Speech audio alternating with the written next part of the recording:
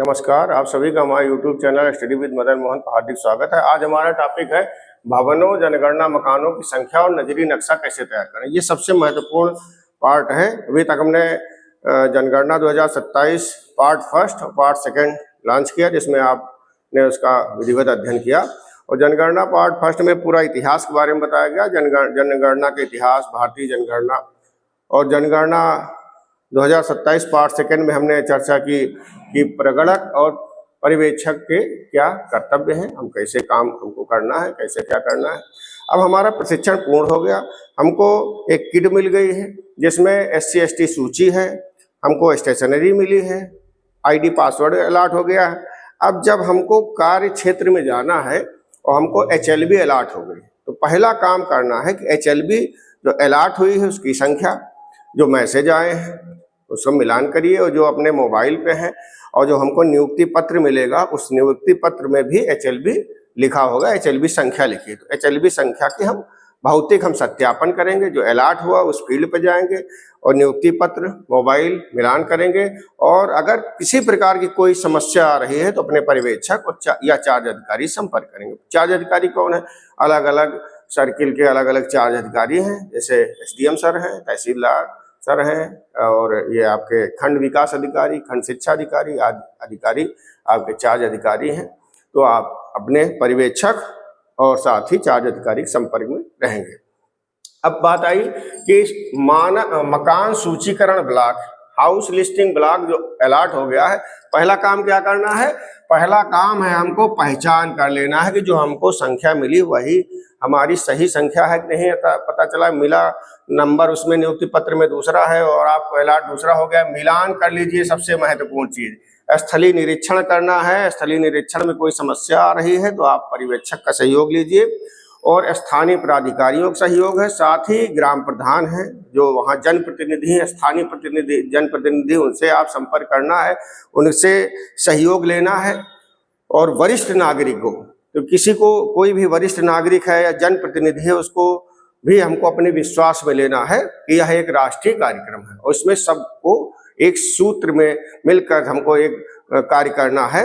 जैसे अभी हम लोगों ने कार्य किया SIR में एक टीम वर्क के रूप में, तो एक टीम वर्क है, इसमें सभी विभाग एक साथ कंधे से कंधा मिला के चलेंगे, चाहे वह राजस्व हो, चाहे शिक्षा विभाग हो, चाहे आपका विकास विभाग है, सारे विभाग इसी में आपका सहयोग करेंगे। फिर बात आई परिसर किसे कहते हैं। परिसर का अर्थ भूमि सहित भवन, अपार्टमेंट, फ्लैट, बहुमंजिले भवन जो हैं, इनके जो साझा स्थान है इनके चारों ओर, उसको हम परिसर कहते हैं। चाहे वह बाउंड्री के अंदर हो या बाउंड्री ना बनी हो, तब भी हम परिसर कहते हैं। जैसे हमारे घर के चारों तरफ जगह पड़ी हुई लेकिन हमने बाउंड्री बना लिया तब भी परिसर, बाउंड्री नहीं बनाया तब भी परिसर, चाहे वो अपार्टमेंट हो चाहे फ्लैट्स हो। अब इसके बाद चर्चा होगी भवन। भवन क्या है? भवन आमतौर पर एक एकल संरचना है और इस संरचना में हम देखेंगे कि अगर छोटा भवन है तो उसमें एक 4 कमरे और साथ ही एक छत है, तो उसको हम भवन की संज्ञा दे सकते हैं। लेकिन कहीं कहीं अपवाद आगे भी भवनों के प्रकार पढ़ेंगे, जनगणना मकान के प्रकार करेंगे, कैसे गणना करनी है, कैसे नंबरिंग करना है, ये पूरा आज के वीडियो में विस्तार पूर्वक चर्चा होगी। और नजरी नक्शा कैसे तैयार करेंगे इसका हम रोचक ढंग से बताएंगे, जो सरल तरीके से आप नजरी नक्शा बना ले और कोई भी किसी प्रकार का कोई दिक्कत ना हो, आपको कोई शंका समाधान नहीं, सारी शंकाओं का समाधान होगा यहाँ पर आज। तो नजरी नक्शा जाने से पहले हम भवन पर चर्चा करेंगे। भवन आमतौर पर क्या है? एक एकल संरचना है, एकल संरचना बनी हुई है, 4 दीवारें हैं, एक छत है, भवन हो गया। लेकिन कभी कभी क्या होता है कि दीवारें नहीं बनी, बहुत सालों से, दसियों साल से लोग रह रहे हैं छप्पर में, और छप्पर कैसा है? मान लिया शंकुआकार है या छप्पर ऐसे छप्पर है लगाए हुए हैं, तो शंकुआकार कोई भवन है और कोई दीवार नहीं है, कोई छत नहीं है, या में जो है छप्पर टाइप में रह रहे हैं या टेंट बनाए हुए हैं, तो इनको भी भवन की श्रेणी में हम इनकी गणना करेंगे। फिर बात आई कि भवन हो गया आपका और 4 दीवार एक छत, लेकिन अगर उसी किसी भवन में, भवन के साथ साथ दुकान चल रही है, नीचे दुकान है ऊपर मकान है, तो उसे हम कहेंगे सह आवास सह दुकान की संज्ञा देंगे। क्या कहेंगे? आवास सह दुकान। कारखाना है तो आवास सह कारखाना। पूजा स्थल है, नीचे मंदिर है और ऊपर लोग रह रहे हैं, तो या नीचे रह रहे हैं ऊपर मंदिर है, तो उसे कहेंगे आवास सह पूजा स्थल। नीचे गोदाम है, ऊपर मकान है, तो आवास सह गोदाम। नीचे स्कूल चल रहा है, ऊपर वो रह रहे हैं, तो उसे कहेंगे आवास सह स्कूल, आवास सह व्यवसाय स्थल, आवास सह मनोरंजन स्थल। कोई भी मनोरंजन स्थल, पिक्चर हॉल है, ऊपर आवास है, तो हम उसको कहेंगे आवास की संख्या में, और हम उसको अलॉट करेंगे नंबर। अब बात आई जनगणना मकान। पहले हमने एचएलबी हमको अलॉट हो गई, एचएलबी गए तो वहां पर हमने भौतिक सत्यापन किया। भौतिक सत्यापन करने के बाद नक्शा बनाने से पहले हमको समझना बहुत जरूरी है कि परिसर, भवन, जनगणना मकान, परिवार क्या है, इसके बारे में समझेंगे, उनके संकेतों को समझेंगे, तब हम नजरी नक्शा पहुंचेंगे। फिर अगली बात आई कि भवन के बाद जनगणना मकान। ये तो हम किसी घर में पहुंचे और उस घर के सामने हमने पहुंचे, घर मकान नंबर हमने डाल दिया। जनगणना मकान एक भवन या भवन का वह भाग है जिसका उपयोग एक पृथक इकाई के रूप में करते हैं हम। जैसे किसी भी ये एक उदाहरण है कि एक, मान लीजिए जनगणना मकान हमारा हो गया 001 हो गया। अब 001 में हमने क्या किया कि देख रहे हैं कि 3 अलग अलग परिवार रह रहे हैं जिनका प्रवेश द्वार अलग अलग है। तो हमने क्या किया, इनमें लिखा जनगणना मकान 0001, 0002, 0003। तो एक भवन में कितने जनगणना मकान हो गए? 3। अब ऐसा जरूरी नहीं है कि एक ही उनका अलग अलग रास्ता हो। मान लीजिए प्रवेश द्वार एक है। अभी कई लोग पूछ रहे थे कल के, मान लीजिए हमारे घर में 3 परिवार रह रहे हैं और एंट्रेंस एक ही है, तो हम क्या करेंगे, तो हम भवन 1 और जनगणना मकान कितने करेंगे? 3 करेंगे। क्यों? क्योंकि तीनों लोग अलग अलग हैं, तीनों के रास्ता एक कॉमन है, लेकिन अलग एक कॉमन रास्ता से आते हैं, उससे निकलते, बाकी अंदर डिवीजन है, उनका किचन अलग अलग भोजन हो रहा है। तो हमने चर्चा की पहले एचएलबी पर, परिसर पर, भवन पर और जनगणना मकान। अब हम पहुंचे परिवार। परिवार किसे कहते हैं? परिवार आमतौर पर हम उन व्यक्तियों का समूह है जो सामान्यतः एक साथ रहते हैं। हम एक साथ रहते हैं तो परिवार है, लेकिन एक साथ रहने ही काफी नहीं है, साझा रसोई से भोजन करते हो तभी हम परिवार की संज्ञा देंगे। मान लीजिए एक परिवार में 10 लोग हैं, 10 लोग में 5 लोग 8 लोग एक जगह भोजन कर रहे हैं और 2 लोग पति पत्नी अलग भोजन कर रहे हैं। कोई बड़ा लड़का उनका ऊपर खाना बनाता है, ऊपर रहता है, तो जो उसमें जनगणना मकान कितने हो जाएंगे? जनगणना मकान होंगे 2, उनकी संख्या। भवन 1 है लेकिन जनगणना मकान, क्योंकि भोजन 2 जगह बन रहा है, साझा रसोई इनकी एक ही है और दूसरी रसोई अलग हो गई, तो हमारे कितने हो जाएंगे जनगणना मकान? 2 हो जाएंगे। अब कभी कभी ऐसे क्वेश्चन पूछे जाएंगे कि समस्या है कि यहाँ साझा रसोई ही नहीं उनके घर में, तब आप क्या करेंगे? भाई उनका परिवार है 4 लोगों का, रह रहे हैं, सभी लोग जॉब में हैं, शाम को आते हैं, उनके यहाँ टिफिन सिस्टम लगा हुआ है, भोजन रेस्टोरेंट से, ढाबा से आता है या कहीं अन्य जगह से भोजन सामग्री उनको मिल जाती है पकी पकाई और भोजन कर लेते हैं। उनके यहाँ किचन नहीं, तब भी हम उनको जनगणना मकान के रूप में उनकी गणना हम करेंगे। अब परिवार की बात आई, परिवार होते कितने तरह के हैं? तो परिवार जो है कितने तरह के हैं? एक सामान्य परिवार, पहला कौन सा परिवार है? सामान्य परिवार। दूसरा है संस्थागत परिवार और तीसरा है बेघर परिवार। तो ये जो प्रक्रिया हमारी जनगणना 2027 है, 2 चरणों में। एक मकान गणना की प्रक्रिया चल रही है यहाँ अप्रैल से सितंबर तक। अब इस प्रक्रिया में हम केवल मकानों की गणना कर रहे हैं और इससे संबंधित 34 प्रश्न है जिस पर आगे हम चर्चा करेंगे नजरी नक्शा बनाने के बाद में। अब बात आई कि बेघर परिवार है, तो बेघर परिवार की गणना इसमें नहीं करना है क्योंकि ये मकान गणना, घर है नहीं, बेघर, जिनके घर ना हो बेघर परिवार है, इनको जनगणना में शामिल किया जाएगा कि नहीं किया जाएगा, ये बहुत महत्वपूर्ण क्वेश्चन है। तो इनको जनगणना में शामिल किया जाएगा, लेकिन इनको जो है मकान गणना में शामिल नहीं किया जाएगा। मकान गणना में किसको शामिल करेंगे? सामान्य परिवार को और संस्थागत परिवार को। अब बात आई सामान्य परिवार किसे कहते हैं? तो सामान्य परिवार वही परिभाषा है कि सामान्य तौर पर हम जो एक इकाई के रूप में रहते हैं और एक साथ रहते हैं और साझा रसोई से हम भोजन करते हैं, वो सामान्य परिवार है। और चाहे वह भोजन बाहर से मंगा रहे हो, चाहे घर में बन रहा भोजन। और संस्थागत परिवार किसे कहते हैं? किसी संस्थान में रहने वाले एक ही रसोई से भोजन प्राप्त करने वाले संबंधित व्यक्तियों के समूह को हम क्या कहेंगे? संस्थागत परिवार। छात्रावास, ये कैसा परिवार है? ये संस्थागत परिवार है। मेस में भोजन है, बोर्डिंग हाउस है, जेल में है, हजारों कैदी हैं, एक रसोई है, भोजन मिल रहा है वहां से, तो उनको वो कैसा आवास है, कैसा परिवार है? वो संस्थागत परिवार है।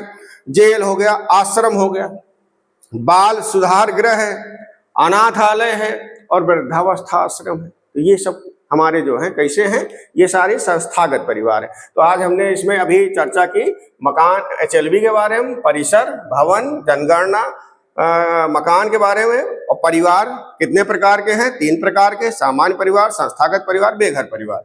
अब सामान्य परिवार के बता दिया कि भोजन एक साथ एक साझा रसोई से कर रहे हैं, एक साथ रहते हैं, सामान्य परिवार है। संस्थागत परिवार किसे कहते हैं, संस्थागत परिवार में हम कहते हैं एक संस्था में रहते हैं, एक साझा रसोई से भोजन करते हैं, चाहे आश्रम है, जेल है, बोर्डिंग हाउस है। तो इतना हो गया।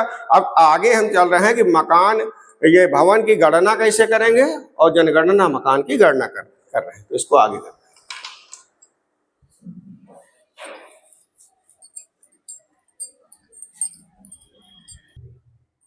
अब हम देखते हैं कि भवन एवं जनगणना मकानों की पहचान हम कैसे करेंगे। सबसे पहली बात आई कि हम पहचान करना हमको भवन की और जनगणना मकान की। तो हम जैसे पहला चित्र है चित्र नंबर 5, चित्र नंबर 5 पहुंचे तो हमने भवन की परिभाषा हमने पढ़ी है कि भवन किसे कहते हैं, ऐसी जो संरचना है वो 4 दीवारों से बनी हो, एक छत हो, तो उसको हम भवन कहेंगे। फिर हमने बताया, ये तो पहला हो गया चित्र 5। चित्र 6 बुकलेट जो मिलेगी आपको, उसमें चित्र संख्या 5 सारे चित्र से हैं। और जो जनगणना भारत सरकार ने जो ये जनगणना प्रक्रिया शुरू की है, तो इस जनगणना 2027 की बुकलेट लॉन्च हुई है, उसमें एक रूपता है, प्रगणक को मिलेगी। तो बुकलेट में आप उसको देख के एक बार समझ लेंगे। लेकिन यहाँ समझिए कि ये हो गया हमारा जनगणना भवन हो गया। अब भवन और भवन के बाद जनगणना मकान। तो भवन कितना है, कितने हैं, 1। जनगणना मकान 1 हो गया। भवन कितने हैं, 1। जनगणना मकान 1। यहाँ पर छत नहीं है, लेकिन कैसा है घर, ये शंक्वाकार है और इसमें परिवार सालों से रह रहे हैं, तो इसको हम भवन की श्रेणी में रखेंगे। 1 जनगणना मकान, 1 भवन है। भवन कितना है, 1। जनगणना मकान 1। अब कई बार ऐसा होता है कि हम जब या बनाने जा रहे हैं नजरी नक्शा, तो नजरी नक्शा में हमको दिखाई पड़ता है कि सड़क के किनारे लाइन से किसी गांव में, किसी या आपके नगर पंचायत के वार्ड में हम प्रवेश करते हैं, तो लाइन से घर बने हुए हैं और उनकी एक दीवार साझा है या जुड़ी हुई है। अब हम इसमें कंफ्यूज होते हैं, क्या कैसे क्या करना है। तो ये एक घर है, इसको हमने नंबर दे दिया 001, दूसरा घर, तीसरा, चौथा। अब ये हमारा जनगणना मकान 1 है और इसमें एक ही भवन है, भवन 1, जनगणना मकान 1। भवन दूसरा है, जनगणना मकान 1 है। भवन तीसरा, जनगणना मकान, इसमें कितने हैं, 1। तो ये एक भवन है, बढ़ते चले गए और हर भवन में कितने जनगणना मकान, 1। लेकिन जब हम यहाँ पहुंचते हैं तो देखते हैं ये पहला, ये दूसरा, ये तीसरा, ये चौथा। तो जब हम भवन संख्या 4 पहुंचे, भवन संख्या 5 में, भवन संख्या 5 में जैसे पहुंचे वहां 2 जनगणना मकान है। तो 005, 006 उसको नंबर हमने अलॉट कर दिया। छठे आगे पहुंचे अगले भवन पे, तो ये भवन हो गया हमारा 6ठा। और यहाँ पर देखेंगे, यहाँ भी कितने जनगणना मकान है, यहाँ 2 जनगणना मकान है। तो इस तरह से ये मिले हुए हैं, इनकी एक साझा दीवार है, चाहे न दीवार हो, लेकिन हम इनको अलग अलग जनगणना मकान का नंबर आवंटित करेंगे। तो 1, 2, 3, 4, 5, 6 हमारे कुछ भवन है, लेकिन 5वें भवन में 2 जनगणना मकान है, 2 परिवार रह रहे हैं अलग अलग। 6ठवें भवन में 2 जनगणना मकान। अब पहला चित्र हो गया, दूसरा हो गया। अब 5 नंबर चित्र है, ये 6 नंबर, बुकलेट में 5 नंबर पे है, ये 6 नंबर पे है, ये आपका 7वां चित्र। अब 8वें पाइए। कई बार ऐसा होता है, अपार्टमेंट है, लखनऊ है, दिल्ली है, बंबई, तो वहां पर बहुमंजिला इमारतें, लेकिन जब बहुमंजिला इमारतों में हम जाते हैं तो जैसे ये एक भवन बना हुआ, तो भवन को नंबर हम कितना देंगे, 1 नंबर हमने अलॉट कर लिया। मान लीजिए आपका 25 चल रहा, तो आगे अपार्टमेंट मिल गया तो आपने उसको 26 नंबर दे दिया। अब 26 नंबर में जैसे प्रवेश करेंगे तो अलग अलग परिवार हैं, अलग अलग कमरों में उनका बटा हुआ अपार्टमेंट, तो उसमें जो है हमने जनगणना मकान 00, 01, 02, 03, 04, 05, 06 इस तरह से इस अपार्टमेंट को देखा हमने कि एक ही भवन संख्या दी, जनगणना मकान कितने बन गए हमारे, 6 जनगणना मकान हो गए। अच्छा, अगला जब चित्र नंबर 9 पहुंचेंगे, यहाँ आप देखिए कभी कभी ऐसा होता है कि स्थानीय प्राधिकारी और स्थानीय जो नगर प्रशासन है, जैसे लखनऊ है, महानगर पालिका, कि यहाँ पर स्थानीय प्राधिकारियों ने डिसीजन दिया कि जो उन्होंने अपार्टमेंट बना के दिया, आवंटित कर दिया है, और जितने अपार्टमेंट इनके बहुमंजिला इमारत में, हर अपार्टमेंट को उन्होंने एक मकान नंबर ऑलरेडी अलॉट कर दिया है। तो ऐसी स्थिति में हम क्या करेंगे, मकान नंबर ऑलरेडी अलॉट है, तो हमने लिखा BN1 इनका मकान नंबर है, तो 0067 तक हो गया, 68 हो गया, 68, 69, 70, 71, 72, 73, 0073, ये इनका जो है क्या हमने आवंटित कर दिया, ये जनगणना मकान है। तो मतलब इसमें 6 भवन 6 जनगणना मकान। क्यों किया ऐसा, हमने एक ही मकान नंबर क्यों नहीं दिया? क्योंकि इस स्थिति में वहां पर जो उसका आवंटन हुआ, उन्होंने ऑलरेडी नगर निगम ने क्या किया है कि उनको मकान नंबर अलॉट कर दिया। तो अलॉट है मकान नंबर ऑलरेडी, तो हमने ये किया कि इनको मकान नंबर के साथ साथ इनको अलग अलग जनगणना मकान, जितने मकान भवन है उतने ही जनगणना मकान है। तो ये पहला हो गया, दूसरा, तीसरा, चौथा। अब अगले पार्ट में पहुंचेंगे, ये चित्र नंबर 9 के बाद हम पहुंच गए 10 पे। 10 में एक ही अहाते में 3 भवन है, मतलब चारों तरफ से बाउंड्री बंद है और एक कैंपस टाइप का उनका बना हुआ है, उसमें 3 बहुमंजिला इमारतें हैं, चारों तरफ से बंद हैं। एक अहाते में 3 भवन है, और प्रत्येक भवन में कितने, वैसे एक अपार्टमेंट, 2 अपार्टमेंट, 3 अपार्टमेंट, तो हमने लिखा भवन संख्या 1 नंबर दे दिया, और कितने जनगणना मकान है तो ब्रैकेट में 3 लिख दिया। भवन संख्या 2, जनगणना मकान कितने हैं, जनगणना मकान 1, 2, 3, तो हो गया, यहाँ पर 3 लिख दिया। तो यहाँ हमने मान लिया, यहाँ इसी अपार्टमेंट से हमने शुरुआत की, तो पहला नंबर हो गया 001, 002, 003। दूसरा मकान है 2 नंबर 004, 005, 006। अब तीसरा मकान आ गया, तो 3 भवन नंबर 3 हो गया, और 007, 008, 009। तो मतलब उनके कैंपस में एक ही अहाते में 3 मकान है, लेकिन तीनों बहुमंजिला इमारतों में जितने उनके जनगणना मकान है, तो 3 भवन, और एक भवन में कितने जनगणना मकान है, 3। तो 3 भवन में कितने हो गए, 9 जनगणना मकान हो गए। तो इस तरह से ये हमारा हो गया। अब आखिरी हमारा ये 11वां चित्र है। इसमें देखेंगे कि एक घर ऐसा बना जिसमें 5 कमरे हैं। अब ये जो है टिपिकल स्थिति आएगी, घर ऐसा है 5 कमरे हैं, लेकिन साझा रसोई 2 है, 2 परिवार चल रहे हैं उसी में, और एक परिवार के कब्जे में 2 कमरे हैं, दूसरे परिवार के कब्जे में 3 कमरे हैं। तो ये 2 परिवार, 2 कमरों वाला जो एक परिवार है, इसको हमने अलॉट कर दिया 001। और जो ये दूसरा परिवार है, जिनका जो है, जिनमें 3 कमरे कब्जे में तो है, लेकिन परिवार एक ही है, एक साझा रसोई है, तो इसको 0002 नंबर हमने दे दिया। इस तरह से इस स्थिति में हमने देखा कमरे 5 हैं, लेकिन एक भवन में 5 कमरे हैं, 2 जनगणना मकान वाले माने गए। कितने जनगणना मकान हो गए, 2, कमरे 5। क्यों? क्योंकि 2 कमरे एक परिवार के स्वामित्व में हो और 3 कमरे दूसरे परिवार के स्वामित्व में है। तो एक भवन और 2 जनगणना मकान हो गया। ठीक है, अब आगे हम नजरी नक्शा पर आगे चर्चा कर रहे हैं। अब हम चित्र संख्या 12 देखेंगे। 12 में हम देख रहे हैं किसी हॉस्टल में पहुंच गए। कहाँ पहुंचे हम? हॉस्टल में। तो हॉस्टल में देख रहे हैं कि किसी हॉस्टल में 20 कमरे हैं, 25 कमरे हैं, 10 कमरे हैं, तो उनको हम एक ही जनगणना मकान मानेंगे।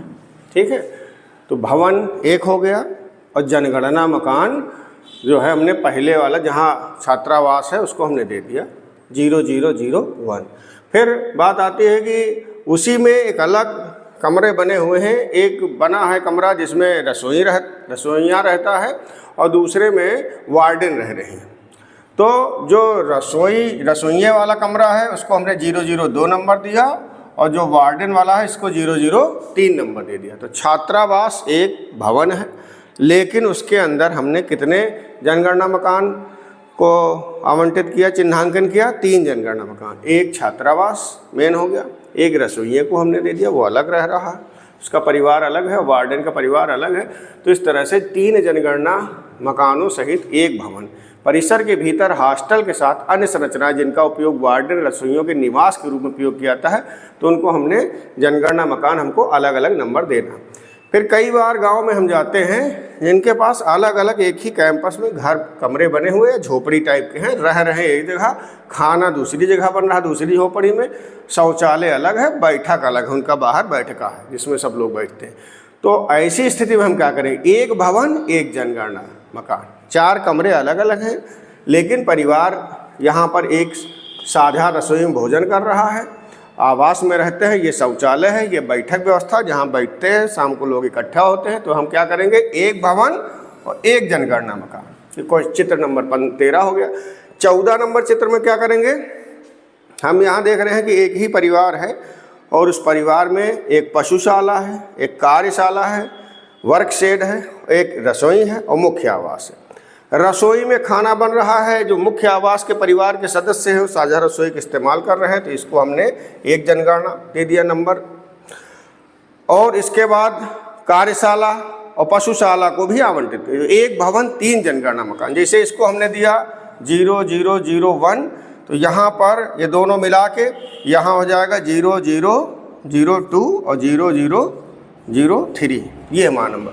तो भवन कितना है, 1 और 3 जनगणना। अब लोगों के मन में शंका उत्पन्न होगी, स्वाभाविक है कि कार्यशाला को क्यों दिया और पशुशाला। तो आप जो बुकलेट है उसमें जो दिशा निर्देश दिए हैं, अब जब आप जनगणना करने जाएंगे, मकान गणना शुरुआत करेंगे, तो कोई ज़रूरी नहीं कि जैसे मकान है हमारा बंद पड़ा हो तो उसके अभी आगे इसके बाद हम पढ़ाएंगे कि कैसे हम चिन्हांकन करेंगे, कैसे नजरी नक्शा बनाएंगे। तो उसमें कैसे कच्चा मकान है त्रिभुजाकार, ठीक है, पक्का मकान है आप बनाइए वर्गाकार बना दीजिए।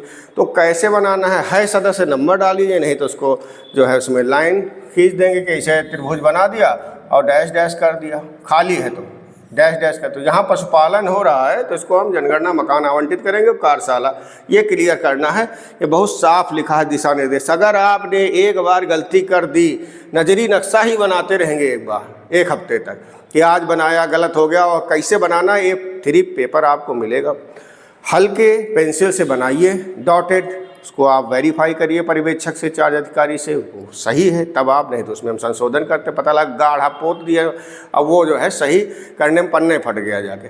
तो हमको बहुत आराम से पहले समझ लेना है, पहले हमको स्थलीय निरीक्षण करना है, पहले पूरे मकान को समझ लेना है, कच्चा मकान कौन है, पक्का मकान कौन, कैसे नंबर डालेंगे, पूरा समझना है।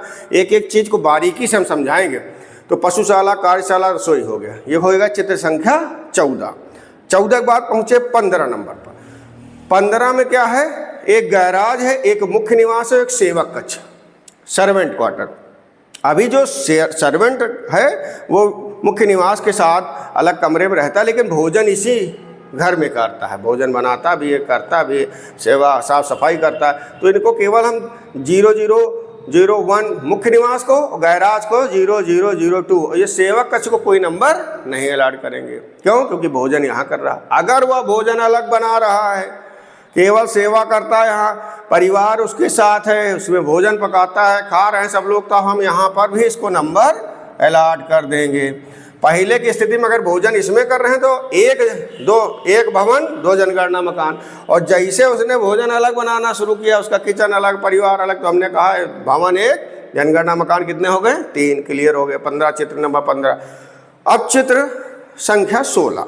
16 में हम क्या देख रहे हैं कि मुख्य आवास है हमारा, गैराज है और सेवक है।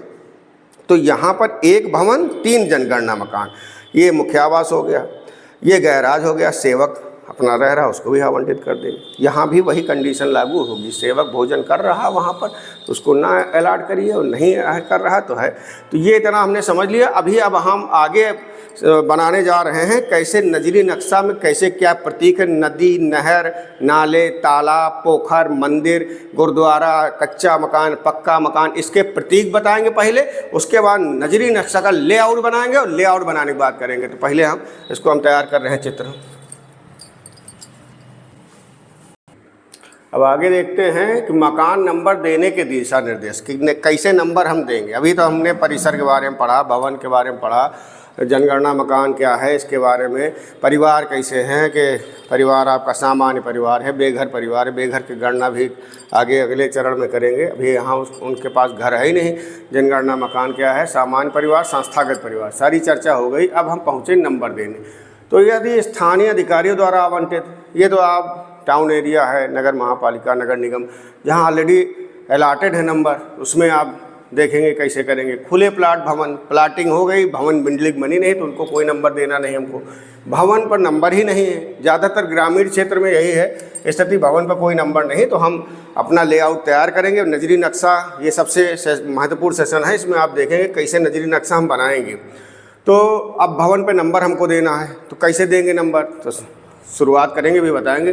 पहली बात है कि जहाँ नंबर मिले हैं वहाँ है, मान लीजिए 1 2 3 4 5 6 7 8 9 10 घर बने और 10 नंबर है और दूसरा 11 नंबर, बीच में जगह पड़ी थी, बाद में घर बन गया 11।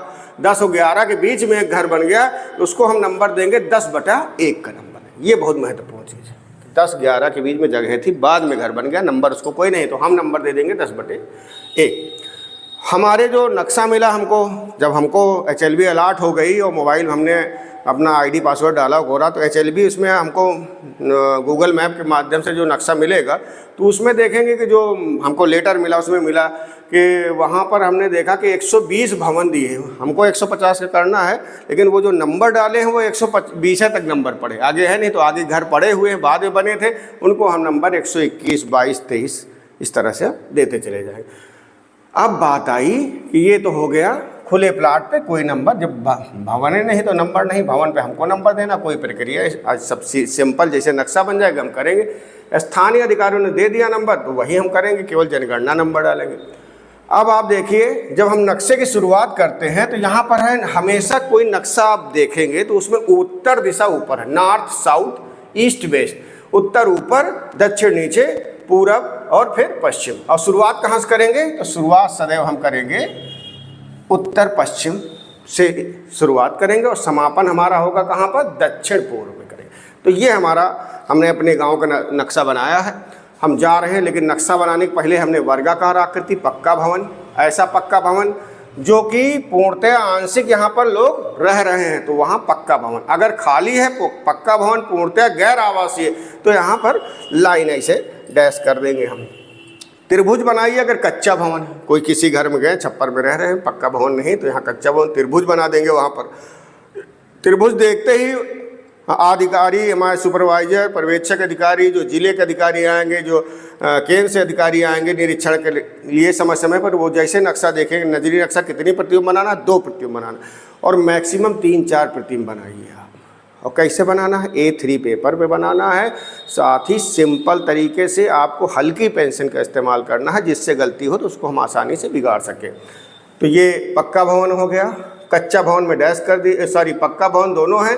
यहाँ पर पूर्णतया आवासीय या आंशिक आवासीय है, इसमें कोई नहीं रह रहा, तो डैश करेंगे। तो कहीं पे ये देखिए 3 नंबर घर हमने बनाया, डैश कर दिया, इसके मतलब ये घर तो है पक्का, लेकिन इसमें कोई रहता नहीं है। 1 नंबर घर है, लेकिन इसमें रह रहे हैं परिवार, एक जनगणना मकान, तो हमने 1 लिखा ही नहीं। दूसरे घर पहुँचे, पक्का घर है, ठीक है, रह रहे हैं, कितने परिवार हैं, 3, तो ब्रैकेट में 3 जनगणना मकान है। वहाँ भवन संख्या 2, जनगणना मकान 3, बगल में मंदिर है, मंदिर का निशान बना दिया। तो ये देखिए मंदिर का निशान, झंडा लग गया, चर्च है, क्रॉस बना दिया, मस्जिद है, गुरुद्वारा, इनके अलग अलग निशान जो हो।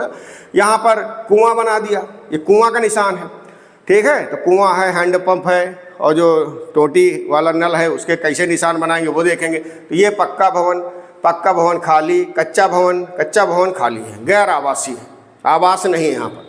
फिर अगर पक्की सड़क है तो उसको पक्की सड़क बना दीजिए, कच्ची सड़क है तो डैश डैश करके बनाइए, पगडंडी है, पतली रास्ता जा रही है कच्ची, तो उसको पगडंडी, dash dash, single dash. Railway line बगल से निकली है तो एक लाइन खींचकर उस पर छोटे छोटे डैश लगाएंगे, रेलवे लाइन बन गई। ये नदी अगर बह रही कहीं आसपास गांव के बगल से, तो हम नदी का निशान ऐसे बनाएंगे, ये चिन्ह नदी का है, ये नहर का है, और ये जो है तालाब का है। ये काहे का है, ये तालाब है आपका, ठीक है। तो नदी, नहर, तालाब, इनके पक्का भवन आवासीय, पक्का भवन गैर आवासीय, कच्चा भवन आवासीय, कच्चा भवन गैर आवासीय, पक्की सड़क, सीधी लाइन 2, कच्ची सड़क डैश डैश करके, पगडंडी सीधा single dash dash, railway line बनाना है, पहले सीधी लाइन फिर डैश डैश करना है, नदी के लिए 2 मुँह पे मोड़ दिया, कैनाल है, ये नहर है, तो इसमें आप देखेंगे ये सीधी लाइन जा रही है और तालाब में बीच में डैश डैश पानी भरा हुआ, ये निशान है। मंदिर, चर्च, मस्जिद, गुरुद्वारा के निशान है। स्कूल है तो आयताकार, वर्गाकार, वर्ग आकृति बना के एस लिखना है, एस स्कूल। पंचायत के भवन के लिए पी, और डाकघर यानी पोस्ट ऑफिस के लिए PO लिखना है, और औषधालय के लिए D, डिस्पेंसरी के लिए D, पोस्ट ऑफिस के लिए PO, पंचायत भवन के लिए P, स्कूल के लिए S। ये तो चिन्ह हो गए हमारे कि कैसे लगाना। अब ये नजरी नक्शा, नजरी नक्शा का लेआउट तैयार करना सबसे आसान भी है और कठिन भी है। अगर समझ गए आप तो हमारे पहले video part second, part first, part second, part third को पूरा विधिवत आप देख लेंगे, आपका कोई दिक्कत नहीं होगी। और पार्ट फोर्थ में हम बताएंगे कि 34 प्रश्न को कैसे हम सरल तरीके से पूछकर उसको हम भर के और अपना कार्य कंप्लीट कर लेंगे। मुश्किल से 5 मिनट लगता है एक परिवार को आपको एक भवन में जनगणना, मकान गणना पूर्ण करने में। तो आप जो है सुगमता से करेंगे। यह है उत्तर, यह दक्षिण, पूरब, पश्चिम, ये हमने लेआउट तैयार कर लिया। यहाँ से शुरू करेंगे। ये क्या है? उत्तर पश्चिम का हिस्सा है और समापन करेंगे यहाँ पर, ये एंड बिंदु है। अब जैसे एंट्री करते हैं तो मकान नंबर हमने इसको दिया नंबर 1, 2, 3। पहला घर कैसा है? कैसा बताइए आप? पक्का घर है, ठीक है, 1 नंबर मिल गया। कोई ब्रैकेट में लिखा नहीं, इसका मतलब 1, ये भवन संख्या 1 और जनगणना भवन कितने हैं? 1। दूसरा नंबर मिला हमको भवन संख्या 2। कैसा घर है? पक्का। आवासीय, गैर आवासीय? आवासीय है, और इसमें 3 जनगणना मकान। तीसरा घर मिला हमको कैसा? पक्का घर मिला, लेकिन गैर आवासीय है तो उनको हमने डैश कर दिया। इसके बगल में मंदिर बना हुआ, तो मंदिर का निशान हमने बना दिया। अब जैसे हम आगे गए तो रोड के इधर पंचायत भवन। गांव शुरुआत करिए तो हमारे गांव पहले आपको तालाब मिलेगा, तुमने तालाब बना दिया। कुआं है, कुआं है, पंचायत घर है। अब पंचायत घर के पास मान लीजिए कुआं है, लगा दीजिए कुआं। और नहीं है, हैंडपम्प बना है तो आप हैंडपम्प बना दीजिए, भाई हैंडपम्प बनाइए, ठीक है। ये नल बन गया आपका, तो हैंडपम्प हत्था लगा दिए, अब हैंडपम्प हो गया।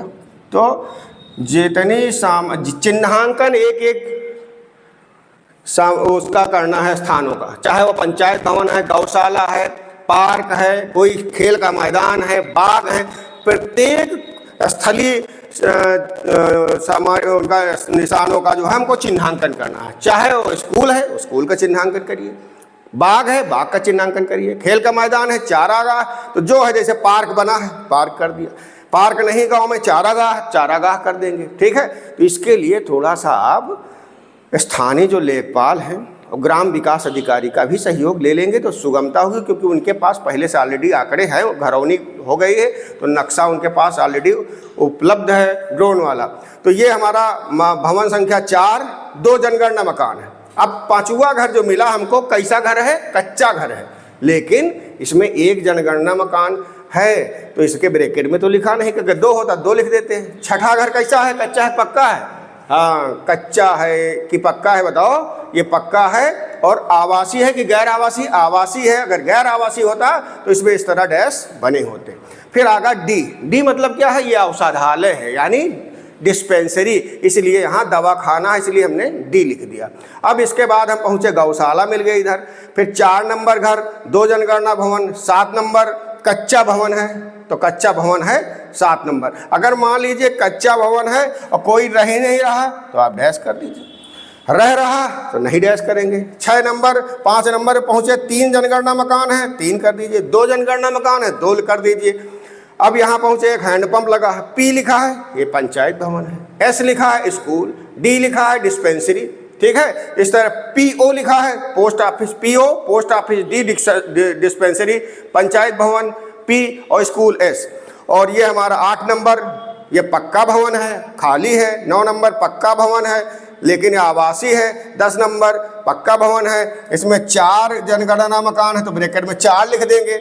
11वां नंबर हमारा जो है 3 जनगणना मकान है, मान लीजिए रह रहे हैं, और कच्चा घर है लेकिन 3 परिवार रह रहे हैं, इसमें 3 कर दिया। 12वां घर पक्का है, 1 जनगणना परिवार है, इसमें हमने कोई नंबर नहीं डाला। पार्क है। इधर उत्तर की तरफ गायत्री मंदिर मार्ग है, उत्तर की तरफ गायत्री मंदिर जाने वाला, दक्षिण की तरफ लखनऊ वाराणसी मार्ग। लेआउट तैयार करना बहुत जरूरी है। बगल में कौन सा गांव है, नहर बह रही है, नदी है, रेलवे लाइन है, कौन सी रोड है, औसानेश्वर मार्ग है, लखनऊ वाराणसी मार्ग है, गायत्री मंदिर मार्ग है, इधर गंगा नाला बह रहा है। तो इसका जो है लेआउट तैयार करने से पहले वो आउटर लाइन तैयार करनी, उसके बाद आप भवन का जो है चिन्हांकन करेंगे। और इसको करने से पहले कम से कम 2 से 3 राउंड हमको स्थलीय निरीक्षण करना है। सुपरवाइजर को बुला लीजिए, वहाँ ग्राम विकास अधिकारी, स्थानीय लेखपाल की मदद लेना है। तो इस तरह से अगर हम काम कर रहे हैं तो नजरी नक्शा हमारा मिनटों में बनेगा, कोई दिक्कत नहीं है। 10 मिनट के अंदर नजरी नक्शा आप बना देंगे, केवल स्थलीय निरीक्षण करना। तो ये हमारा आज का सेशन था। आप लोगों ने इतना पूरा देखा, बहुत बहुत धन्यवाद आपको। हम ये इस चैनल को स्टडी विद मदन मोहन को आप सब्सक्राइब करिए ज़्यादा से ज़्यादा लोग, और शेयर करिए इसको वीडियो को, जिससे हमारे जितने भी भाई बहन इस जनगणना में लगे हुए हैं पर्यवेक्षक और सुपरवाइजर के रूप में सुगमता पूर्वक नजरी नक्शा बना सके। अगले पार्ट में हम 34 प्रश्नों पर चर्चा करेंगे, कैसे उन 34 प्रश्नों को सुगमता से हम पूछेंगे और उनका सरल बनाएंगे। ठीक है, धन्यवाद।